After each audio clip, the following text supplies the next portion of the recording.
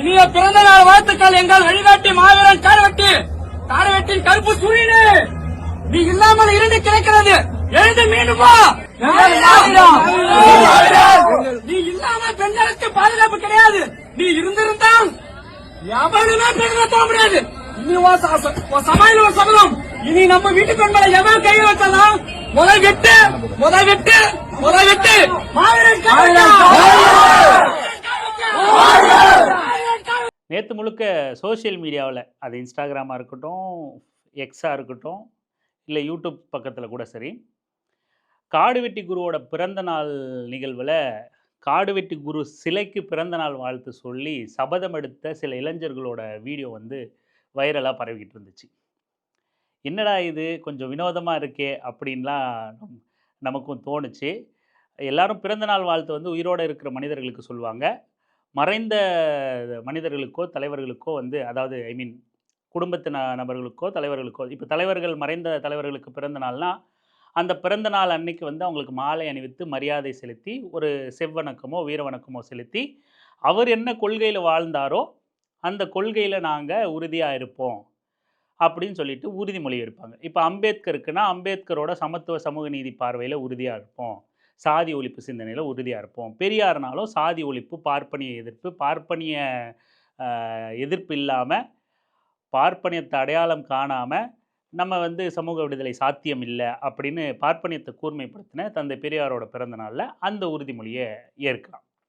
இப்படி தான் தலைவர்களோட பிறந்தநாள் வந்து அடையாளம் காணப்படும். ஆனால் அந்த இளைஞர்கள் என்ன பண்ணியிருக்காங்க அப்படின்னா, சிலைக்கு போய் ஹாப்பி பர்த்டே தலைவா அப்படின்னு சொல்கிற மாதிரி காடுவெட்டியாருக்கு பிறந்தநாள் வாழ்த்துக்கள் அப்படின்னு சொல்லிட்டு சில உறுதிமொழிகளை எடுத்து நீ மீண்டும் எழுந்து வா அப்படின்னு சொல்லிட்டு உணர்வு பொங்க பேசியிருக்காங்க. அது பார்க்கவே ரொம்ப சென்டிமெண்ட்டாக ரொம்ப வருத்தமாக இருந்துச்சு. நமக்குமே இந்த ஜீவா படம் ஒரு 10 வருஷத்துக்கு முன்னாடி ஜீவான்னு ஒரு படம் வந்துச்சு, விஷ்ணு விஷால் நடித்து. ரொம்ப அது காதலாக அரசியலாக ஒரு சோகத்தை கடத்துகிற எல்லா விதத்துலேயும் ஒரு அற்புதமான படைப்பாக இருந்துச்சு அந்த படம்.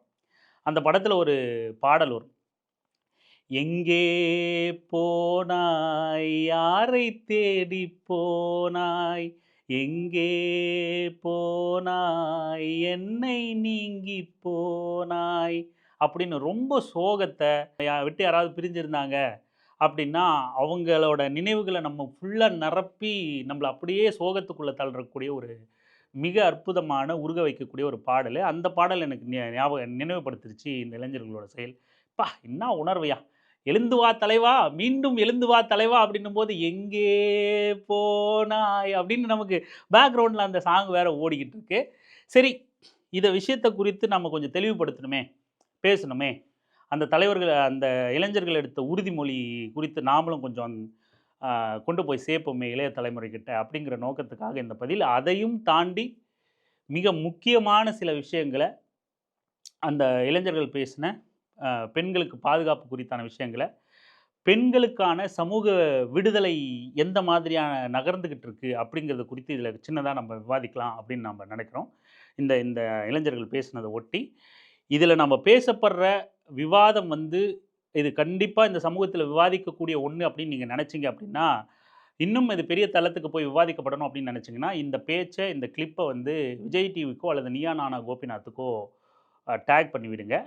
இது அந்த அளவுக்கு ஒத்தா நம்ம விவாதிக்கக்கூடிய பதிவாக இருந்துச்சு அப்படின்னு சொல்லிட்டு நீங்கள் உணர்ந்தீங்கன்னா. இப்போ விவரமாக பேசலாம் வாங்க. அனைவருக்கும் அரசியல் வெங்காயத்தின் அன்பு வணக்கம்.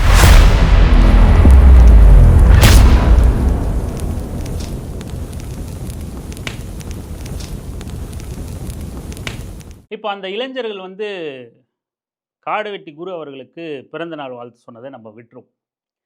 அடுத்ததாக ஒன்று சொல்லியிருக்காங்க, நீ இல்லாததுனால தான் தலைவா, நீ எழுந்து வாங்கிறதெல்லாம் நம்ம விட்டுரும். அதெல்லாம் அது அவங்களோட நம்பிக்கை, அவங்களோட உணர்வு சம்பந்தமானது. பிறந்தநாள் வாழ்த்தோ நீ மீண்டும் எழுந்து வா தலைவாவோ அது அவங்க ரீதியிலே நம்ம விட்டுருவோம். ஆனால் அடுத்ததாக ஒன்று சொன்னாங்க பார்த்தீங்களா, நீ இல்லாததுனால தான் பெண்களுக்கு பாதுகாப்பு இல்லை தலைவா, மாவீரா நீ திரும்ப வா, மாவீரன் வழியிலேயே காடுவெட்டி குருவின் வழியிலேயே நம்ம வீட்டு பெண்களை தொட்டா அவங்கள நம்ம நிச்சயமாக வெட்டுவோம் அப்படிங்கிற இந்த விஷயத்த சொல்லிட்டு அடுத்து பெண்கள் குறித்து அந்த அந்த அந்த பரிணாம வளர்ச்சி இந்த ஆண்கள் மத்தியில் பெண்கள் குறித்தான ஆண்களுக்கான பரிணாம வளர்ச்சி இந்த சமூகத்தில் கடந்த ஒரு 15 ஆண்டுகளாக எப்படி நடந்திருக்குங்கிறத விவாதிப்போம். இப்போ பெண்களுக்கு நிஜமாவே பெண்களுக்கு பாதுகாப்பு இல்லை, காடு வெட்டி குரு இல்லைன்னா அப்படின்னா, பெண்களுக்கு பாதுகாப்பு கொடுக்கறது நியாயம் தானே, சரிதானே? இப்போ அரசுங்கிற ஒரு கட்டமைப்பு என்ன? இயலாதவர்களின் பக்கம் நிற்பது. ஒரு அரசு கட்டமைப்போ, ஒரு மன்னர் கட்டமைப்போ, ஏதோ ஒரு அமைப்போ, ஒரு இயக்கமோ, ஒரு கட்சியோ எதன் பொருட்டு உருவாக்கப்படுது? இந்த சாரார் மக்கள் கவனிக்கப்படாம இருக்காங்க. இந்த சாரார் மக்கள் பாதுகாப்பற்று கிடக்குறாங்க. இந்த சாரார் உரிமை பேசாம இருக்காங்க. இவங்களுக்கு எந்த வகையிலும் பாதுகாப்போ, உரிமையோ கோர முடியாத சூழல்ல, அது கிடைக்காத சூழல்ல இருக்காங்க. அவர்களின் உரிமையை கோருகிற இயக்கம், அவர்களின் உரிமையை கோருகிற கட்சி, அமைப்பு அப்படின்னு அங்கிருந்து ஒரு இயக்கமோ, அமைப்போ, அவங்க ஒரு அமைப்பாவோ உருவாவாங்க. அல்லது வெளியில உருவாகுற அமைப்பு அவங்களுக்கான குரல கொடுக்கும். இப்படியா தான் ஒரு அமைப்போ, கட்சியோ உருவாகும். ஆக இயலாதவர்களுக்கு துணை நிற்கவே ஒரு அமைப்போ, கட்சியோ, இயக்கமோ, அரசோ உருவாக்கப்படுது. அப்படித்தானே? அப்ப அந்த வகையில பெண்களுக்கு பாதுகாப்பு அளிக்கிறது ரொம்ப வாஸ்தவமான, நியாயமான கோரிக்கை தானே! அதனால நம்ம ஏன் காடு வெட்டி குருவ நிராகரிக்கணும்? ரொம்ப நம்ம அடிப்படையில இருந்து பேசுறோம் அப்படின்னு, இதெல்லாம் எங்களுக்கே தெரியும்டா. நீ ஏன் இதெல்லாம் வேற சொல்லிட்டு இருக்க அப்படின்னு புரிதல் உள்ளவங்க தோழர்கள் எண்ண வேண்டாம். நாம பேசணும்னு நினைக்கிறது அங்க உறுதிமொழி எடுத்துக்கிட்ட தோழர்கள்கிட்ட. அதனால இதெல்லாம் நம்ம சொல்லித்தான் ஆகணும். அப்போ வாஸ்தவம் தானே, பெண்களுக்கு பாதுகாப்பு குடுக்கணும். பெண்கள பாதுகாக்கணுங்கிற எண்ணத்தோட தானே அவன் உறுதிமொழி எடுக்கிறான். காடு வெட்டி குருவோட சிலைக்கு முன்னாடி. பெண்களுக்கு பாதுகாப்பு குடுத்தாரு. காடு வெட்டின்னோ, படையாண்ட மாவீரான்னோ, திரௌபதின்னோ, இன்னும் எண்ணற்ற திரைப்படங்கள். இப்ப ஏதோ ஒண்ணு வந்துச்சே, திரௌபதி தானா? எப்படின்னா, அப்போ பெண்கள கை வச்சா பாகுபலி படம் வரைக்கும். அந்த பையன் பேசும்போது நமக்கு பெண்களை தொட்டால் வெட்டுவேன் அப்படின்னும்போது நமக்கு பாகுபலி டயலாக் தான் வந்துச்சு. பாகுபலி கூட என்ன? பெண்கள காக்கிற, பெண்கள பாதுகாக்கிற ஒரு அதுவும் ஒரு மோகன்ஜி எடுத்த படம் தான். என்ன பெரிய பட்ஜெட் சொன்ன மாதிரி மோகன்கிட்டே 100 கோடி குடுத்திருந்தா எடுத்திருப்பேன்னால, அவனுக்கு படம் எடுக்க தெரியாது, அது வேற விஷயம். அந்த மாதிரி நெறைய காசு கிடைச்சு கொஞ்சம் படம் எடுக்க தெரிஞ்ச எடுத்த ஒரு திரௌபதி படம் தான் பாகுபலியும். அப்போ பெண்கள் மேல் கை வைத்தால் வெட்ட வேண்டியது விரலை அல்ல, தலையை அப்படின்னு சொன்னால்ல, அத உணர்ந்து அத உள்வாங்கி தான் நாம வீரமானவர்கள், நாம பெண்கள பாதுகாக்கணும். ஆகையால காடு வெட்டியின் வழியில் நாம வந்து பெண்கள பாதுகாப்போம். பெண்கள் மேல் கை வைத்தால் வெட்டுவோம் அப்படிங்கிறது அவன் அளவுல அது நியாயமா இருக்கும். இயல்பா பார்த்தாலும் பாதிக்கப்படுறவங்களுக்கு பாதுகாப்பு குடுக்கிறது சரிதானே அப்படின்னு தோணும். ஆனா, இங்க உள்ள புரிதலே யாருக்கு பாதுகாப்பு குடுக்குறோம் அப்படிங்கிறது தான். யாருக்கு? பாதுகாப்புக்கு, யாருக்கு துணைக்கு, யாருக்கு பாதிப்பு ஏற்படும்போது நாம நிக்கிறோம் அப்படிங்கிறது தான். பெண்களுக்கு காடு வெட்டி குருவோ, அல்லது காடு வெட்டி குருவின் வழியிலோ பாதுகாப்பு குடுக்குறேன்னு அங்க சமாதியில அடிச்சு சத்தியம் பண்ணி உறுதிமொழி ஏத்துக்கிட்ட அந்த இளைஞன் பார்வையில பாதிக்கப்படுறது யாரா இருக்காங்க அப்படின்னா, காதலிப்பவர்கள் பாதிக்கப்படுபவர்களாக அந்த இளைஞனுக்கு திணிக்கப்பட்டிருக்கு. இத தான் காடு வெட்டி குரு சொல்லியிருப்பார்னா, காடு வெட்டி குருவே புரிதலற்ற நபர், வெளி உலகம் தெரியாத நபர், சுத்தமா படிப்பறிவு இல்லாத நபரா தான் அவர் படிச்சிருக்கலாம். ஏதாவது பண்ணியிருக்கலாம். வெளியில சுத்தியிருக்கலாம். இந்த இளைஞனுக்கு காடு வெட்டி குரு அந்த அரசியல தான் கடத்திருக்காருன்னா, காடு வெட்டி குருவே வந்து நாம வந்து சமூக புரிதலற்ற ஒரு நபரா தான் நம்ம பார்க்க முடியும். பெண்கள் குறித்தான ரொம்ப கீழான பார்வை கொண்ட நபரா தான் நம்ம காடு வெட்டி குருவை அணுக முடியும். அப்போ காதலிக்கிறவர்கள் பாதுகாப்பற்றவர்கள், காதலிக்கிறவர்கள் பாதிக்கப்படுகிறவர்கள் அப்படிங்கிற எண்ணத்த காடு வெட்டி குரு இந்த இளைஞர்களுக்கு குடுத்துட்டு போயிருக்கான். உண்மையிலேயே ஒரு பெண் வந்து வன்கொடுமை செய்யப்படும் போதோ, மணிப்பூர் மாதிரி 100, 200 பேர் வந்து தூக்கிட்டு வந்து அந்த பெண்ணை வன்கொடுமை செஞ்சு, பல இடங்கள்ல வன்கொடுமை செஞ்சு, ஆசிஃபாவ பார்ப்பனர்கள் வன்கொடுமை செஞ்சு, கசக்கி துணி மாரி கசக்கி தூக்கி எறிஞ்சுட்டாங்க ஒரு இஸ்லாமிய குழந்தை. மூட்டை மாதிரி வெறும் எலும்புகள் நொறுங்குன மாதிரி பார்ப்பன கும்பல் வந்து கற்பழிச்சு வீசினாங்க. பில்கிஸ் பானு வழக்குல வயித்துல கருவுல இருக்கிற குழந்தைய அறுத்தெறிஞ்சு குழந்தையையும் அந்த பெண்ணையும் கொல்றாங்க. 2 வயசு குழந்தைய கால பிடிச்சு செவுத்துல அடிச்சு கொடூரமான முறையில கொல்றாங்க. இதெல்லாம் பாதிக்கப்படுகிறவர்கள். இந்த பெண்கள் எல்லாம் பாதிக்கப்படுகிற பெண்கள். இந்த பெண்களுக்கு துணையாக அந்த பெண்களுக்கு பாதிக்கப்பட்டால் அவர்களுக்கு துணை நின்று களத்தில் எதிர்கொள்ள உறுதி எடுக்கிறார்கள் இந்த இளைஞர்கள். அப்படி என்றால் தமிழ்நாட்டில் அந்த மாதிரியான கொடூரங்கள் இல்ல. ஒருவேளை அத ஒரு இயக்கமா கட்டமைச்சு எல்லா இடத்துலயும் நாங்க போறோம். காதலுக்கு எதிராக இயக்கம் கட்டுறானுங்கல்ல ஆர்எஸ்எஸ் சங் பரிவார் கும்பல். இந்த மாதிரியான மதக்கலவரங்களோ, பெண்களுக்கு எதிரான வன்முறையோ எங்க நடந்தாலும் எங்கள் அமைப்பு, எங்கள் இயக்கம் மாவீரன் மஞ்சள் படைன்னு பேரை வச்சுக்கிட்டு நாங்க எங்கேயாவது சுத்துவோம். இந்த மாதிரி பாதிப்பு ஏற்படுற இடத்துலலாம் நாங்க நிப்போம் அப்படின்னா வாஸ்தவம் வரவேற்கிறோம். நாமளும் வாழ்த்தி வழி அனுப்பலாம். அது சட்டத்துக்கு புறமானது அதெல்லாம் அவங்க பார்த்துக்கிட்டோம். அப்படி இருந்தா நாம சொல்றோம். அப்படி பெண்களுக்கு பிரச்சனை இருக்கு. பெண்கள் பாதிக்கப்படுறாங்க. பெண்கள் பாதுகாப்பற்ற சூழல்ல வைக்கப்படுறாங்க. பெண்கள் தினந்தோறும் அச்சுறுத்தலுக்கு ஆளாக்கப்படுறாங்க, பெண்கள் வன்கொடுமை அதிகரிக்கப்படுது. அப்படிங்கும்போது அந்த பாதிக்கப்பட்ட பெண்களுக்கு துணையும் நிற்கணும். பாதிப்பை ஏற்படுத்துறது யாரா இருக்கான்? ஆணா இருக்கான். அந்த ஆணுக்கான பரப்புரையையும் நம்ம பாதிப்பை ஏற்படுத்துறவனை தண்டிக்கலாம். அந்த மாதிரியான மனநிலை சமூகத்துல நிலவிடக்கூடாது, பரவிடக்கூடாது, நிலை பெற்றிடக்கூடாது அப்படிங்கிறதுக்காக அந்த ஆணுக்கான பரப்புரையையும் ஒரு அமைப்பு, ஒரு இயக்கம் மேற்கொள்ளணும். அப்படித்தானே இருக்கணும். அப்போ காடு வெட்டி குரு கிட்ட சமாதி அடிச்சு சத்தியம் பண்ணா அப்படித்தானே பண்ணணும். காதலிக்கிற பெண்கள் எப்படி பாதுகாப்பற்றவர்களாக கருதப்படுவார்கள்? அது அந்த பெண்ணோட தனிப்பட்ட பிரச்சனை. அது அந்த ஆணோட தனிப்பட்ட பிரச்சனை. அது அந்த இளைஞர்களோட, யுவதிகளோட தனிப்பட்ட தனித்த வாழ்வு. அவளோட படுக்கை அறை எப்படி உனக்கு சபதமா மாறும்? நீ யார்? நீ யார்ரா பெண்கள் குறித்து, அவளோட படுக்கை அறை குறித்து கவலை கொள்ள நீ யார்? அப்படிங்கிற கேள்வியத்தான் அந்த இளைஞர்கள்கிட்ட நாம முன்வைக்கிறோம். சரியா? அப்போ பெண்களை பாதுகாக்கணுங்கிற எண்ணம் சரிதான். எந்த பெண்களை பாதுகாக்கணுங்கிற புரிதல் தான் சுத்தமா மழுங்கடிக்கப்பட்ட, மூளை சலவை செய்யப்பட்ட, வெறியேறி போன வெறி பிடித்த மிருகங்களா இந்த இளைஞர்கள் மாற்றப்பட்டிருக்காங்க அப்படிங்கிறதுல எல்லளவும் மாற்று கருத்து கிடையாது. ஓகேவா? இப்போ நம்ம விஷயத்துக்கு வரோம். இந்த இளைஞர்கள் வந்து இதை புரிஞ்சுக்கணும். காடு வெட்டி குரு பில்கிஸ் பானு போன்ற பெண்கள்கிட்டயோ, ஆசிஃபா போன்ற பெண்களுக்கு துணை நிற்க சொன்னாரா? இல்லது யார் வீட்லலாம் காதலிக்கிறாங்களோ அந்த பெண்ணெல்லாம் கூட்டு வந்து தாலி அறுத்து விட்டுருவேன், அந்த பெண்ணோட பெட்ரூம் விஷயத்தெல்லாம் பற்றி பேசுவேன்னு சொன்னாரா? அப்படிங்கிறதுல தான் அதை இந்த இளைஞர்கள் தெளிவுபடுத்தினாங்கன்னா, அதை வைத்து தான் நம்ம காடு வெட்டி குருவையே நம்ம மதிப்பீடு செய்ய முடியும். காடு வெட்டி குருவுக்கான மரியாதையை நம்ம அளிக்க முடியும். இது நாம தொடர்ந்து இந்த மாதிரியான இளைஞர்கள்கிட்ட உரையாடிக்கிட்டே இருக்க வேண்டியதா இருக்கு. நாம கடந்த 2 பதிவுகளுக்கு முன்னாடி தான் சொன்னோம். காடு வெட்டி குரு குறித்தான பரப்புரையை அரசியல் வெங்காயம் தொடர்ந்து செய்யும் அப்படின்னு சொல்லி சொன்னோம். அதுக்கான வாய்ப்பு உடனே கிடைச்சிருக்கு பாருங்களேன். இப்போ நாம பெண்கள் குறித்து வருவோம். வெற்றா இந்த பசங்க வந்து காதலிக்கிறது தப்புன்னு வச்சுட்டாங்கல்ல. அப்போ எங்க வீட்ல பெண்கள் காதலிச்சா வெட்டிருவோம் அப்படிங்கிறாங்கல்ல.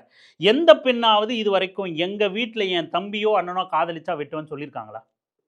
எந்த பெண்ணாவது நீங்க வீட்டுக்குள்ள ரிசர்வ்டா படிக்காத படிப்பறிவில்லாத பெண்களை கூட விட்டுருங்க. பொது வெளியில வந்த சமூக செயல்பாடுகளில் தங்களை ஈடுபடுத்திக்கிட்ட, அரசியலில் தங்களை ஈடுபடுத்திக்கிட்ட, ஏன் கேடுகெட்டு போன அந்த பாஜகவில் இருக்கிற பெண்கள் கூட இது வரைக்கும் யாராவது எங்க வீட்டு ஆண்கள் காதலிச்சா நான் வெட்டுவேன் அப்படின்ற ஸ்டேட்மெண்ட்டை பாஜகவை சேர்ந்த பெண்களாவது இது வரைக்கும் ஸ்டேட்மெண்ட் நமக்கு கொடுத்துருக்காங்களா?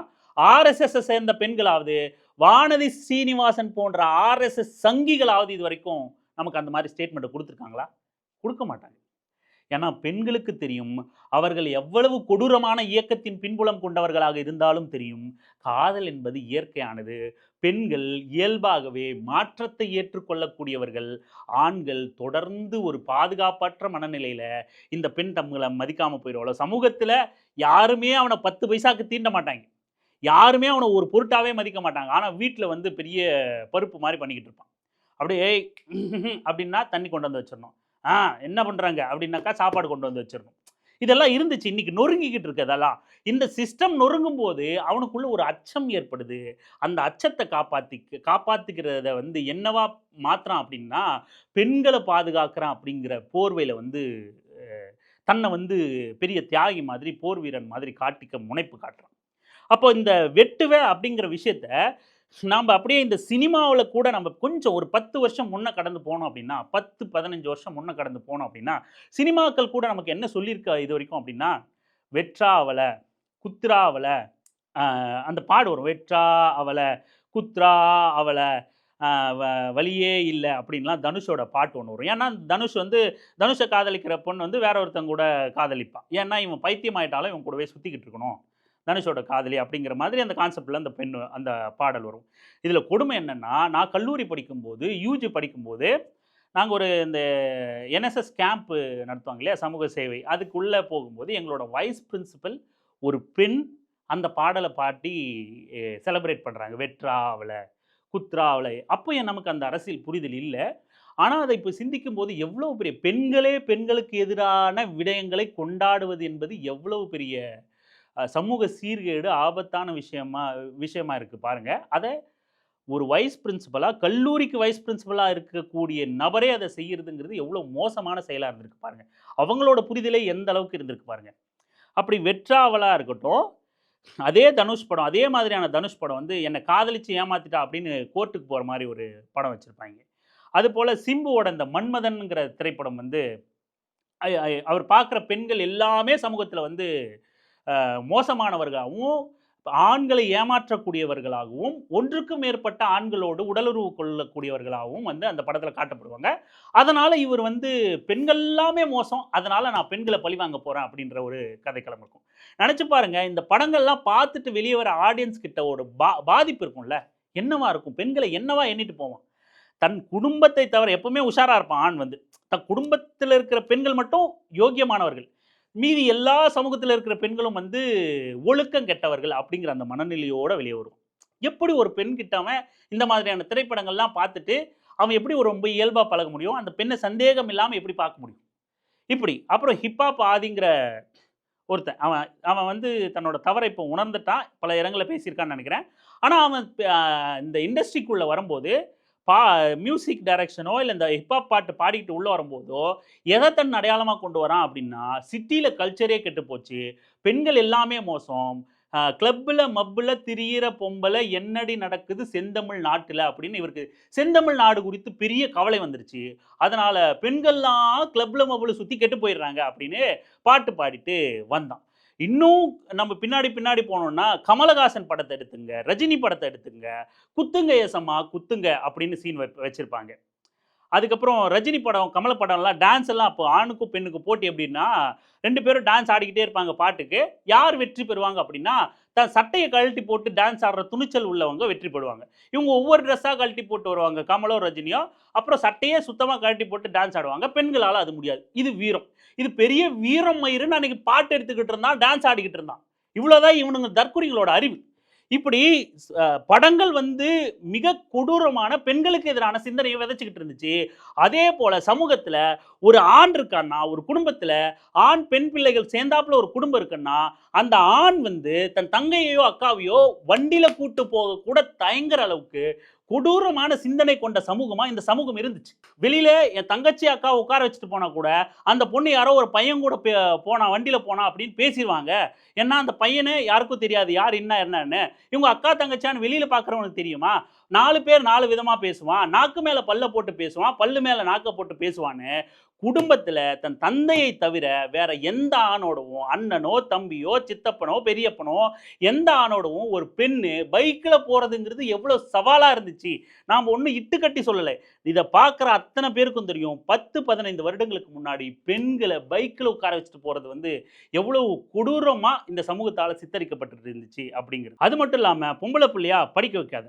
10வத தாண்ட விடாத. காலேஜுக்கு போச்சுன்னா இந்த பொண்ணுங்க அடிக்கிற கூத்து இருக்கே அப்படின்னு வீட்ல உட்கார்ந்துகிட்டு இருக்கிற முடி நரைச்சு போன ஆண்கள் பேசினதெல்லாம் தாண்டி, இளைஞர்களே இன்னைக்கெல்லாம் பொண்ணுங்க காலேஜ் வந்தாலே கமிட்டடா வராங்க.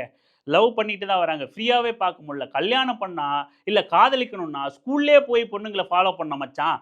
ஸ்கூல்லயே போய் பொண்ணுங்கள கரெக்ட் பண்ண மச்சான். அப்படிங்கிறது ரொம்ப இயல்பா பேசிக்கிட்டு இருந்த சமூகமா நாம இருந்தோம். இப்படி பெண் கல்வியை மறுத்தோம், பெண்களை பைக்கில் கூட்டு போகிறத மறுத்தோம், பெண்களை ரொம்ப இழிவாக சித்தரித்தோம், பெண் படித்தாலே கெட்டு போயிடுவான் சித்தரித்தோம், வேலைக்கு போனாலே பேகை ஒன்று மாட்டிக்கிறா, வேலைக்கு போகிறன்னு காட்டிக்கிறா, என்னடி நடக்குது இந்த நாட்டில் அப்படின்னு சொல்லிட்டு பாடல் எழுதணும்.